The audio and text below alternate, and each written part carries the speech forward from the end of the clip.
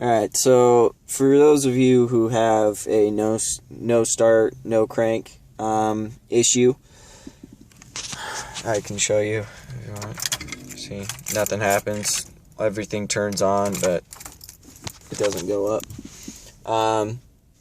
This is what I did for right now until I have time and patience to fix it.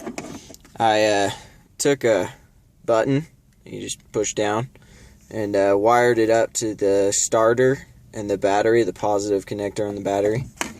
And all I gotta do is turn it to where you normally start the car, and then push the button, and it starts it. So for anybody who's looking to just find a way to get their car running, it's a good way for, now. So, alright, have fun. Bye.